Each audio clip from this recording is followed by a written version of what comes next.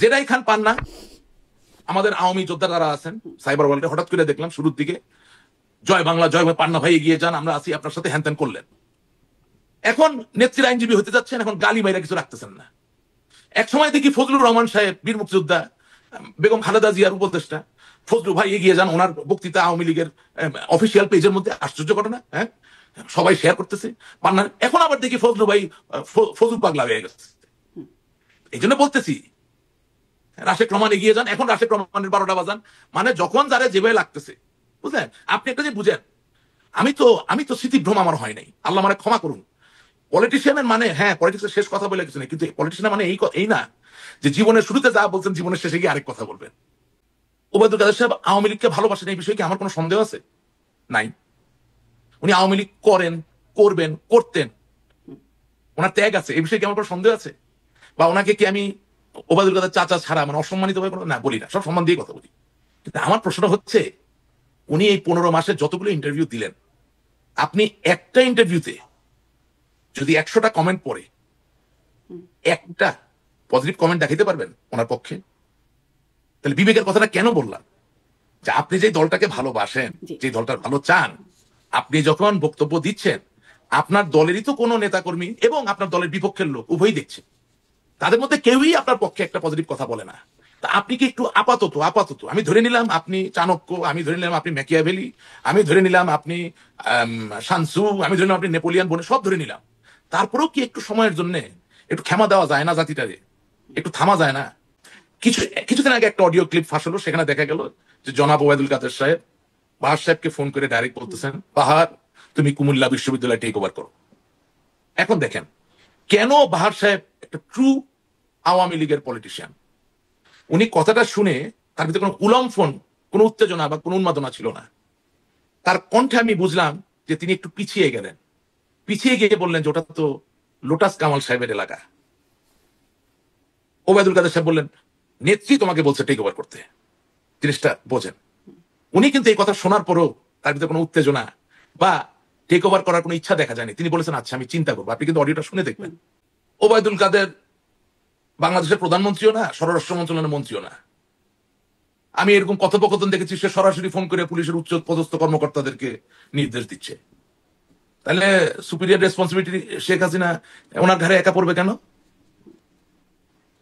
আপনি গত 15 মাসে যত অডিও ক্লিপ ফাঁস হয়েছে, কোনো চেইন অফ কমান্ড খুঁজে পাচ্ছেন নাকি? I am just being the Devil's advocate. কোনো চেইন অফ কমান্ড খুঁজে পাচ্ছেন?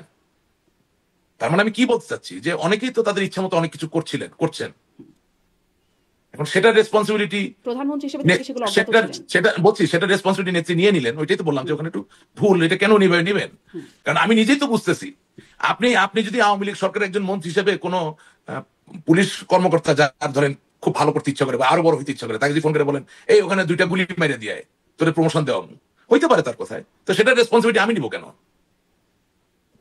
আমি আপনাকে প্রতিটা জিনিস যুক্তি দিয়ে বলার চেষ্টা করছি। আপনি দেখেন কুমিল্লার এই ঐতিহ্যবাহী কুমিল্লা, তিনি তো লিডারশিপ রেসপন্সিবিলিটি নেবেন না, যে তার অধীনস্থ লিডাররা এরকম ভাবে কথা বলছেন বা কাজ করছেন। না সেটা আমি যাচ্ছি, একে যাচ্ছি। আপনার সাথে এই জন্য অনুষ্ঠানে আসি, ভালো লাগে যে বিস্তৃতভাবে আলাপ করা যায়।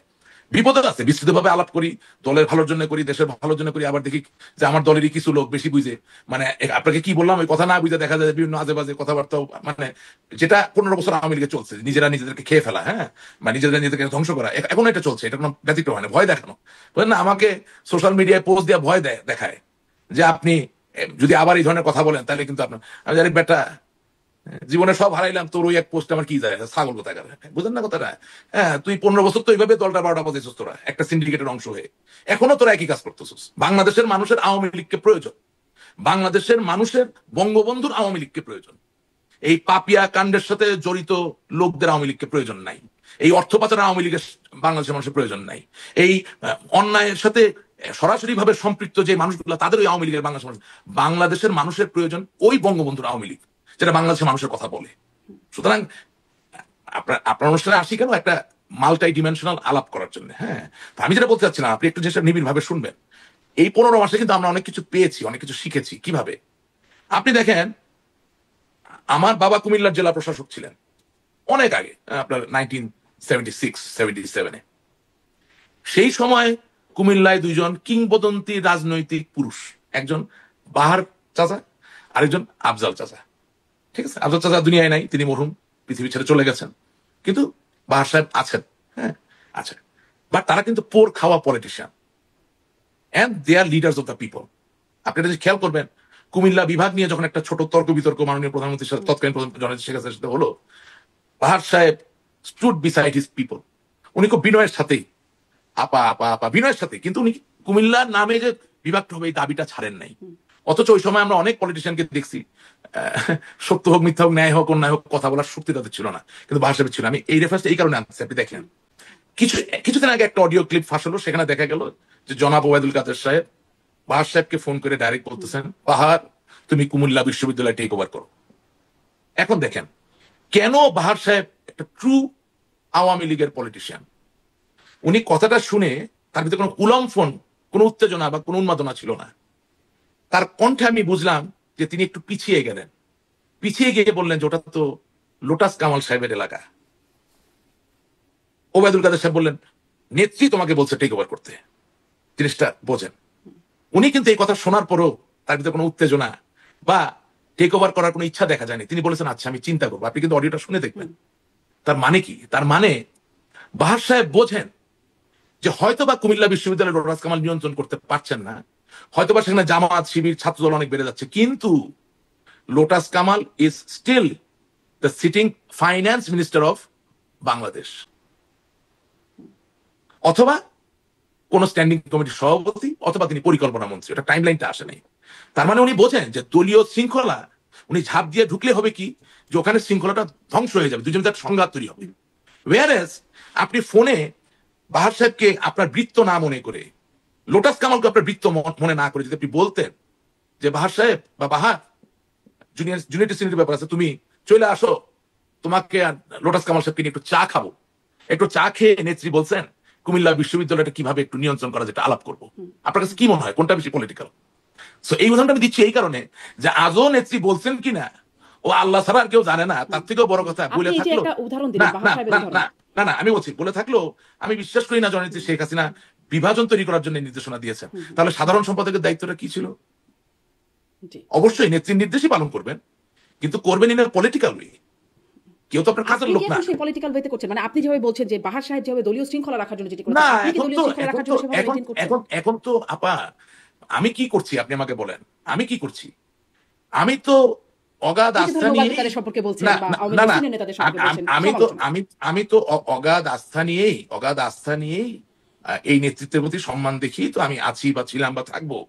কিন্তু যদি পলিটিক্যালি কেউ ব্লান্ডার করতে থাকেন, আপনি আমাকে বলেন তো কারে বলবো, কোথায় বলবো? আমরা তো বিশেষ পরিস্থিতিতে আছি, তাই না? আপনি মনে করেন, আমি একটা মানুষের তো বিবেক থাকে, একটা বিবেক থাকে না মানুষের, কম বেশি থাকে। হ্যাঁ,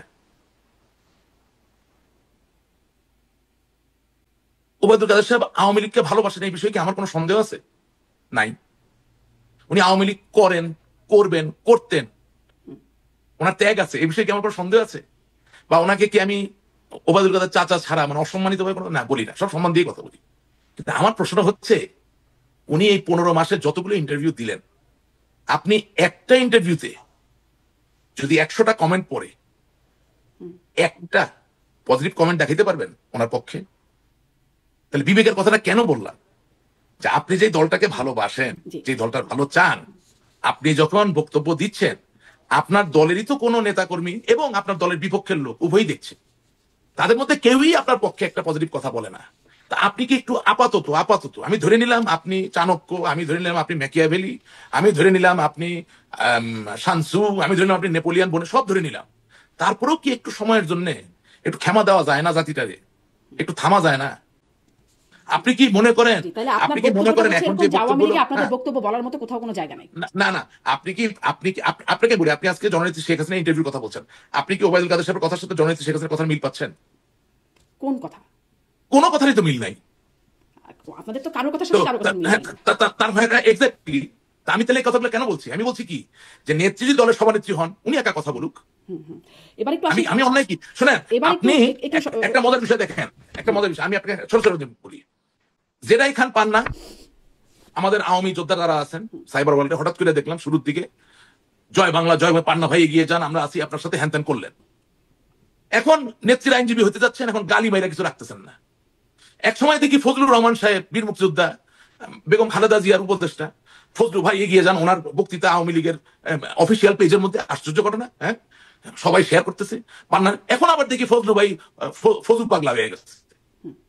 এই জন্য বলতেছি রাশেক রহমান এগিয়ে যান, এখন রাশেক রহমানের 12টা বাজান, মানে যখন যারা যেভাবে লাগতেছে, বুঝলেন? আপনি একটা যে বুঝেন, আমি তো স্মৃতিভ্রম আমার হয় নাই, আল্লাহ মানে ক্ষমা করুন। পলিটিশিয়ানের মানে, হ্যাঁ পলিটিক্সের শেষ কথা বলে কিছু নেই, কিন্তু পলিটিশিয়ানের মানে এই না যে জীবনের শুরুতে যা বলছেন জীবনের শেষে গিয়ে আরেক কথা বলবেন।